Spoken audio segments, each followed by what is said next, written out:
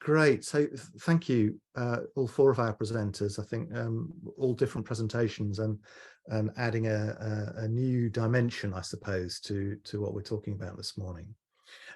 So I've got some thoughts. I mean, I'm sure presenters might also have questions or comments they want to make to each other. And I've got a few kind of thoughts to get us started, really. And I think what's clear with all of the presentations really is a sense of that these collections and archives are in some way and for different reasons often at risk. And I wonder if we might just start with that. If anybody's got any thoughts on on what the solutions to that might be, or digging a bit more deeply into what the nature of that risk is. I'm going to open that up to anybody who perhaps wants to comment on that amongst our panel.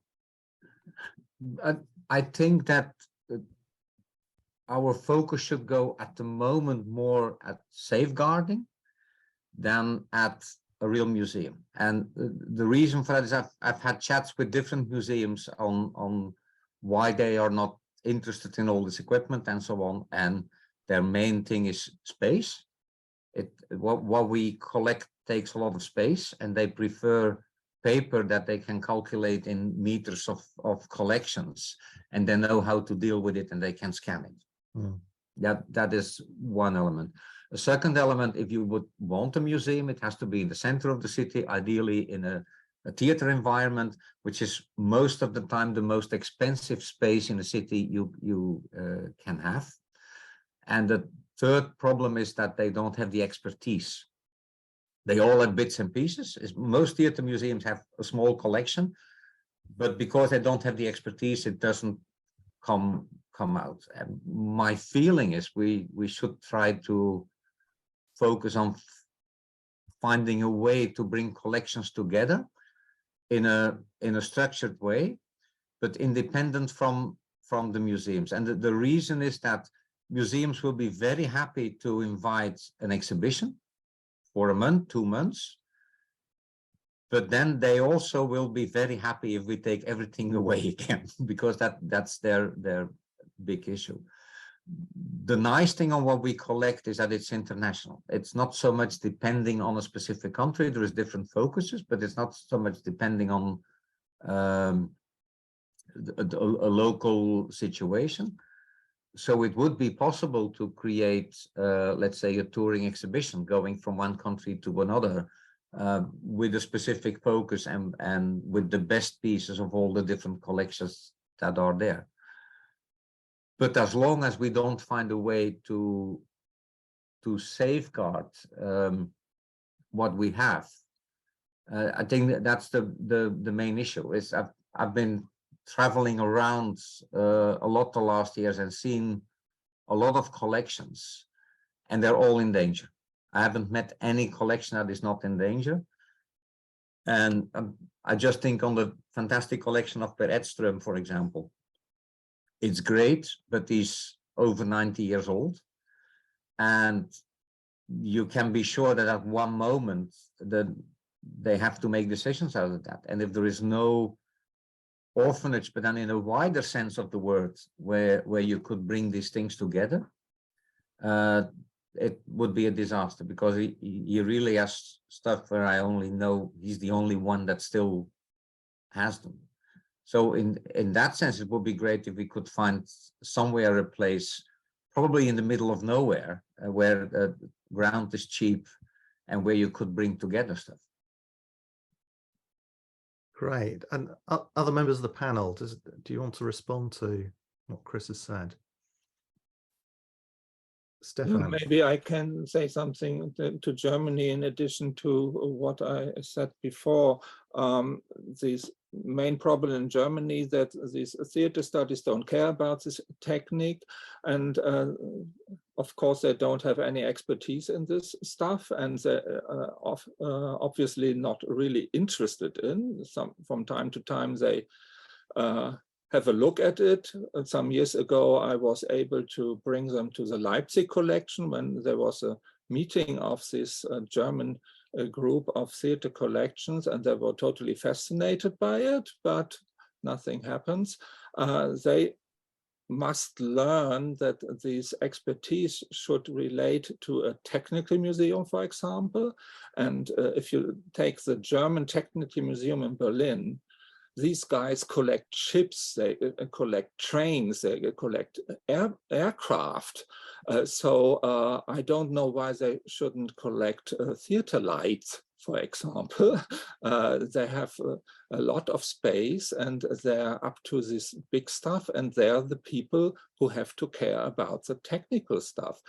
But the funny thing is, the only contact to this museum I could get is when they called me if I want to take over some theater historical stuff they found in some depot somewhere, and they didn't know what to do with it, and they don't care about this theater stuff, and they wanted to give it to our little non-profit society. And the only thing I can do is to give contact to Leipzig or the Gerriards collection if they are able to take it, but Gerriards is also running out of space, and Leipzig has a little better situation. They have some more space, but not for very big stuff. And this is a strange thing. And these collections, the theater people, and all that, they have to learn that they have to cooperate with other studies, and that if they don't care about technique, it's okay, but to have a proper look at theater and the process of how theater is made, you have to look at the technical stuff. And this is what we try to fight for, and to convince these people that they have to look at it. And even with our very little exhibitions, you can realize that people are interested in it, even people who maybe not usual theater goers, but these putting hands on things and to understand how theater is working. This only can work about showing technical stuff and the like, but it's extremely difficult to convince these people who have hands on this theater theme. And these are these people here. If I'm talking to people maybe in Britain, when I, for example, went to the Bristol Theatre Collection, which will now be the biggest collection in Britain after the V&A is more or less kind of closing down, they never understand why Germans exclude this stuff. But I don't know if there's any chance to turn it around, that these people open their minds and say, okay, we have to cooperate with these people. They know about it and we have to work together, but they prefer sitting in their archives and sorting out their normal stuff that they're used to, and don't want to have contact with the world outside. So it is for me the situation in Germany.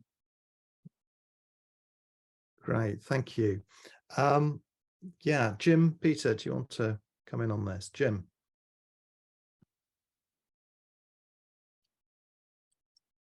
Yes, I agree with a lot of this. What is needed, I think, is interaction with other people who have preservation of kit or of a building, ideally with a building that has maybe kit built in. I'm thinking about things like pumping stations. They quite often have big things. Maybe they had 2 steam engines and one got scrapped. Then there's another room, and perhaps they either have a freehold or a long lease or something, but they can't pull the rug under you in quite the same way as happened to, I think, a number of us in different ways. So I think it's making friends sometimes with other preservationists and bringing your story into them. but accepting at the same time that you've got to evangelize, you've got to say, these are, this is a thing that can add weight to what you've got. And don't worry, you don't know anything about it at the moment, because you will by the time we've finished. And we can bring you in a package and we can work with your space. That's what theatre people do, is go into spaces and say, right, what can we do with this? We do this all the time. You think about it. Well, there hasn't been a single thing I've worked in where I thought, oh, this is fantastic. Well, I'll just do it. You have to think, okay, now what are the boundaries? What's my budget? How long have we got? What's the traveling? Who I've got to help me? It's those things again, which we are very good at, but we've got to learn to do it with other preservation organizations. Thanks, Jim. And I think this is a really important point coming from this in terms of the way that we approach what we're doing, which is to make sure we're not ourselves kind of trapped in a little bubble. And you know, often we're motivated by perhaps our own professional background, our own interests. You know, I want to see this lighting desk or this piece of stage machinery preserved because I've got an emotional attachment to it, which is fine as far as it goes, but that's not going to sustain that out in the world because other people don't share that. So I think the comments that have been made about how do we find the bigger value to people who aren't passionate about theatre and theatre technology, to put it in its context in a wider kind of social cultural sense. I think one of the elements is in the past we did way too good a job when we were technicians, in the sense that's one of the reasons why theatre historians don't realize the importance of technology in, let's say, recreating or understanding a performance, because you can literally see that performances changes over the year depending on what type of equipment we had. But because we made it so invisible, they don't realize that is part of it. I think that's one element. And the second element is you would need, we're typically multidisciplinary. It doesn't make sense to collect what we do without understanding theatre history, and the other way around. And if I look at strategies in museums, they're just getting more and more monodisciplinary in the way they have to define their focus points. So there is kind of a conflict that, well, it doesn't really fit in the core of what they're doing, and they have to be efficient and follow a lot of management rules, so they will take that out. And the technical museum will say it's theater, and the theater museum will say it's technology.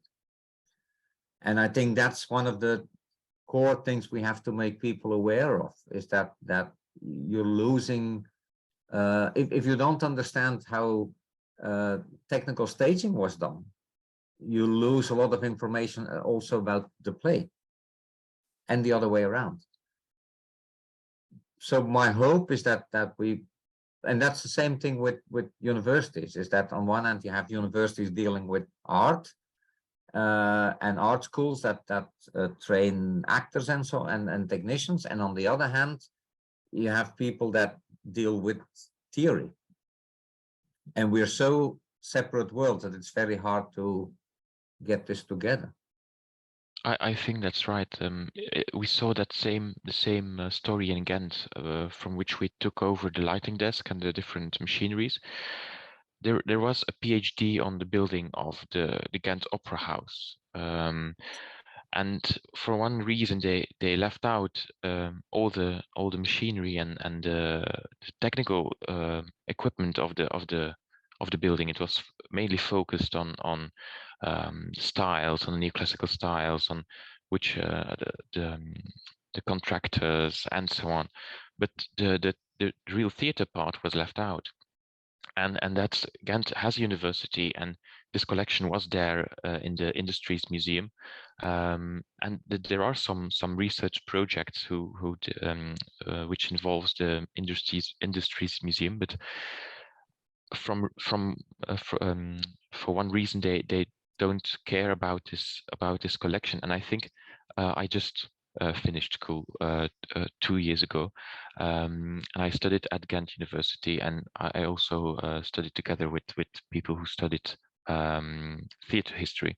And I think they view it mainly, or their view on the history of theatre is mainly the view of the spectator, not the creator. And all this technical machinery and technical equipment is made to be not seen, and it is made to be invisible. And I think that's also not really a problem, but it's not visible, not in the theater, not in the research to it.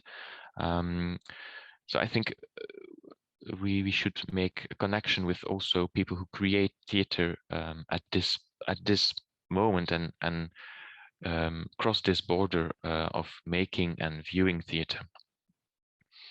It started to become more visible on television now. You begin the vogue of having a status light in your living room, perhaps if you're grand. That has spilled over to talk shows now, and I think it'll pull in. I think it'll get into more mainstream shows, and that's, I think, in the way that television is crazy about showing insights into things. It's possibly about time he did that. And you're quite right, Chris, that we've been too eager to hide things. I think the first show that revealed its lights consciously was Oliver at the New Theatre in 1960 in the UK. That was one of the early ones, and there was a whole cacophony of lights up there above a revolve. But I didn't see that production, but it must have been a revelation to many that there could be a freedom. Great, thank you. Oh, I've had an immediate response to that, Jim. Jane Higgs saying, wasn't it Blitz? I have to say, I think I'm with Jim on this. That my sense is that it was indeed Oliver, and Sean Kenny's designs for that was at least claimed to be the first open rig in the West End in the UK. It was a John Wickham, wasn't it? Yeah, John Wickham and Sean Kenny. But I think Blitz similarly worked in that way, and that kind of emerging aesthetic of revealing the mechanism, as it were, of theatre through showing lighting or stage mechanics. They pushed the boundaries totally. Men in forklift trucks driving bits of scenery around in full view. Yes, yeah. Yeah, okay. While we're on the chat, I think also Jane commented early. Yes. Where are we? Oh, about developing a collections policy to help focus collections. I think, yeah, thank you for that. I think that's absolutely something that, particularly when it's private collections that are becoming more than a personal collection, as it were. I think that consciously thinking through, what is this collection for? Who's it for? What are we trying to achieve? And, you know, what would you add to it and what would you not add to it? You know, setting some boundaries, really helpful. Hello, Nick, can you hear me? Yes, I can. It's Jane, actually it's Jane Thornton I'm known as. The wretched computer keeps to my other name. So I'm the APTT's rep. Yes. Okay. Great, thanks, Jane. Yes. Sorry, I didn't have time to look up whether it was Blitz or Oliver. I just popped that in. Just because Jim and I think that it was Oliver, you may still be right. But anyway, there's one for people to take away and do some research on. Thanks, Jane. And we've got a couple of other things in the Q&A from Jerome. Creating an interest in contemporary use. I think that's one that perhaps people might want to respond to. Obviously, Jim, you did that for a long time through the Ancient Lights operation, you know, making commercial use. You might want to comment on the impact that has on the collection, because obviously if you're going to rent out equipment, you know, you may have to upgrade it, you may have to, you know, bring it up to contemporary safety standards, rewiring of lights, that kind of thing. So a tension, I suppose, between something that's usable in, you know, in that kind of environment against preserving something in its historic state. Well, generally this was all positive. One of the things I did, which was a good money earner actually, was to make what was called conversion kits between old-fashioned glass bulbs and tungsten halogen. It was very simple. It's bits of aluminium screwed together and always at the right height, so that the smaller modern lamp was in the right place. But it was reversible because everything sat just where it was. Generally, what the ancient lights operation meant was that I didn't just have to have one pattern 50A pageant, I had to have 12 of them, because that was what they wanted. They wanted a bar full or none at all. And you had to think about, with film certainly, about voltage, and with about what sort of socketry and adaptation there's going to be for that, and whether the cable is going to have to be extra long because they wanted to run out of shot, which they inevitably did. So there were some things, but by and large, they're all things that could be exchanged. The main thing I got now is I got some things that Ancient Lights Limited doesn't necessarily want to keep lots of, although I think they'll want them sooner or later. Yeah, that thing there about what goes in and out of fashion, I guess, isn't there? In the sense that when people want period, it tends to be a period, you know, going back maybe 40, 50 years rather than 15 years. Yeah, but or does it go back over 100 years? Yeah. We did topsy-turvy, and Mike Lee wanted 1,000 carbon light bulbs handmade, which we got made by the Thorn apprentices. And because they made them, they were slightly random, which is the way light bulbs were in 1882 or whenever it was.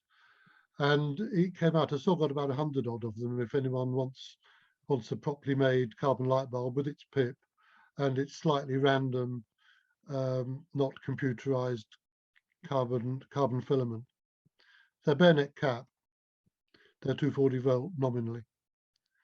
So particularly that was the worst one, actually, was early light bulbs, early open battens, because there you didn't just want one, you wanted maybe 50 foot of it. Yeah. Chris? Well, there is another way in contemporary use, and that's creating inspiration for innovators. In the sense, often you see technology that didn't work perfectly because the technology was not yet there, but is very inspiring for people that are developing equipment now. And I think, well, a nice example is Pepper's Ghost, that is now used everywhere, and it's called 3D projection now. Yeah. This type of thing. So I think the value goes further than just reusing. I agree with Jim that one of the problems is that if you want to use equipment for research, for example, you need a set. It doesn't make sense to have one PC spot. Now you need a series to be able to try to reconstruct how it was, to be able to research it. But on the other hand, this inspirational part is quite important. I saw when we first presented our mechanical model, people that were most interested were the ones developing automated stage machinery, and they got inspired in their process in developing new types of automated systems. So also for that part, for research, I think it's important to have a physical collection somewhere. Yes. Thank you. Peter, did you want to come in on any of this? Because I think in our case, in our project, we really want to present our technical equipment as an integral part of the history of the building, because we're we're not just hosting or collecting or preserving this collection. It's part of the building, and I think it sets us apart a little bit of the rest of your collections, because the collection is really a part of the building. It has the same history. It was used in this building, and I think there we have an opportunity to really show the history of the building together with the history of these technologies and this technical equipment, and that's I think the advantage we have, to really show them together as a bit the history of theatre, in a way. Yeah, the holy grail for quite a few people has been let's do a period show with period lighting completely in a period way. Inevitably, there'll be some reflection, if it ever happens, with the modern understanding of civilization and how it's where it is now. There'll be conventions loaded onto anything, but it's a good thing to want to try, and it's a golden opportunity if you've got a theatre like Gwent that is equipped with its own kit. And the question is, how much of that is, how do I say, preserved in aspect? Has it got opportunities to develop and progress and go with the times, and maybe go back from the times a bit? Can it accept earlier manifestations of itself? Thanks. And Peter, on a very practical level, that kind of loft space, which is over the auditorium that you showed the pictures of, where most of your collection is, was that empty previously? It was empty before. Yes, it was.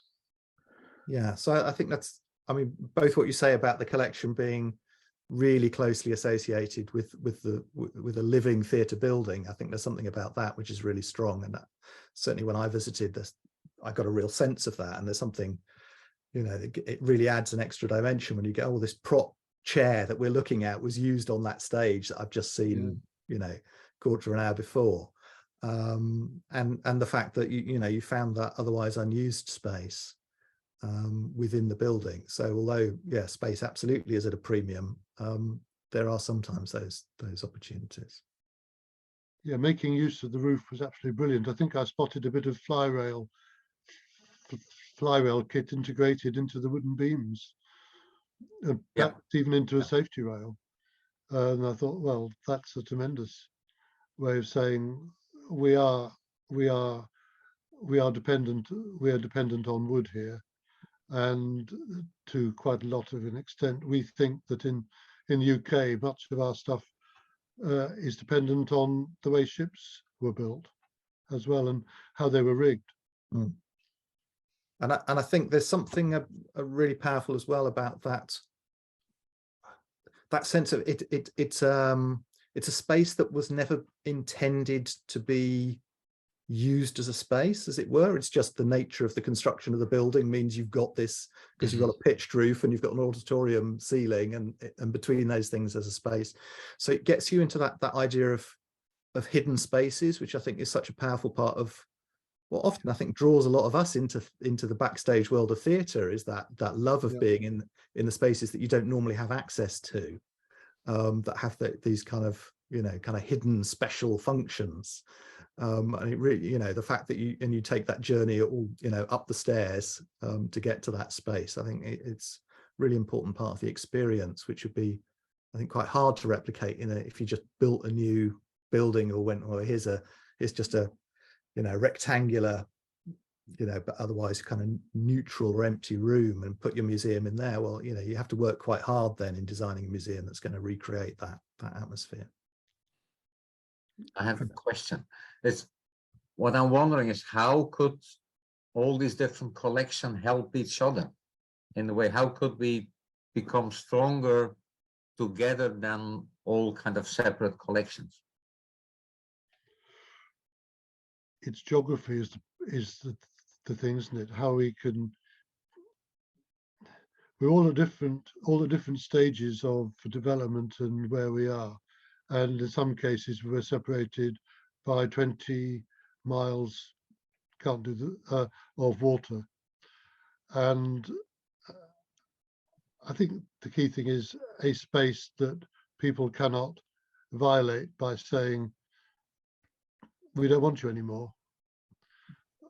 I've reached the stage, as I sense others have, where if there is such a space, it would become a very desirable thing. And it could well be that we meet in a neutral space and add richness to that space with selections from our collections. And we'd have disappointments in that, if I'm flying this kite, that we'd have disappointments in that there would be some things from our own precious collections, precious to us, that would not get in there. But we'd be pleased because the whole would be much stronger than the individual little pieces. So where will it be? I'd travel a bit. I would travel a bit. Well, the problem is not so much 20 miles of water, but the fact that there are customs officers on both sides of this water, which makes it way more, in the way I can drive to Stefan and just drop equipment there. That's easy. But if I go to the UK, for example, then you get in all kind of very customs technical things that make it a way more complex. That's one thing. But one of the things I could imagine is that I have, for example, I also have Reichenvogel in my collection, and because it was used in Belgium, but that's not really my focus. And maybe it could be that collection focus on a series of brands that are very typical for them and that we exchange. So at least we're sure that everything is kept, but we have less doubles. That could be one way of working together. Another way of working together could be that we help each other documenting stuff in the way that we get the richer collection together than all the separate parts.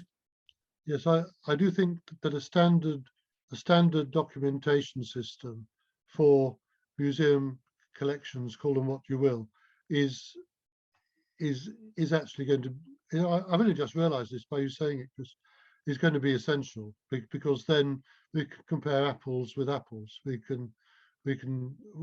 know what we've got and how we do. I like some of us are not documented really properly yet, but I've got one of my team could do it in the way that many offices would do it, but it's what to put in it and how to maybe illustrate that. And I'd be very up for knowing if there's a template that more than one person has used and is pleased with. Well, that's one of the things I'm going to talk about in the second part. Big smiles. Yeah. Thanks, Chris. And just picking up another comment that's been made in the Q&A in terms of bringing in the involvement into this of other organizations. I think Oystat, for instance, was name checked in that. But I think there's a theme emerging, which is perhaps the second half of our morning, of kind of networking and collaboration and sharing of information, which we've just touched on, and how we how we move forward with that, because it feels like, you know, we're starting to see, you know, I think we're getting a pretty clear sense of what the challenge is and where some of the difficulties are, but also perhaps starting to see a few, you know, quite realistic opportunities to do small steps towards, you know, a kind of really big picture solution. I think is some way off perhaps, and it still feels, you know, certainly not immediately within reach, but I think certain steps that could be done. And I do wonder if once that thought of if we all know or have access to information about what is out there, and of being quite kind of hard-hearted, I suppose, in a way, about not worrying about duplicates and kind of go, actually, the world doesn't need, you know, 20 places to have a pattern 23 spotlight. What we need is one place that's got 10 pattern 23 spotlights for the reasons articulated earlier. There might also, and if it's a kind of network model that then brings equipment together to do temporary displays, exhibitions, demonstrations, there's probably a lot of people who are interested in this who might be able to accommodate a small amount of equipment from a storage point of view, if they knew they were part of a bigger project, you know, that makes sense and they're contributing to something that has a bigger vision to it than, oh, I've got a few lights in my garage. Because I think there's probably quite a lot of people who are interested in this who don't currently have stuff, but might be up for, you know, supporting a bigger project. That was one of the original ideas behind the Backstage Heritage Collection, was that there would be regionalised in the UK exhibitions in, say, theatre foyers of a lighting board that maybe was of a type that they once had. That kind of thing hasn't really got off the ground in the way we would hope. And in fact, this thing down in Christchurch was going to be, I see that Jane Higgs is on that one. Yeah, lightning there. Yes, Christchurch was going to be an example, if you like, of an out of town. We're very London-centric, you understand, which is a pity, but there is this thing about the north of England and let's get that going. And this was an initiative, in fact, in the south of England, but it ought to have worked. I'm still mad. Yeah. I'm throwing things as you talk. I'm throwing things. Yeah. Yeah. Over to you. Great, thanks, Jim. And just to respond, Jane, thanks for your comment about that the ABTT has been working on building up that list of who's got what. Yeah, that will I think particularly figure in our second part of the morning after the break in a moment. So it'd be great to engage with the ABTT on that, I think. I think this is probably the moment where we're just marginally ahead of where we'd scheduled it, but this probably is the moment, I think, to take that break.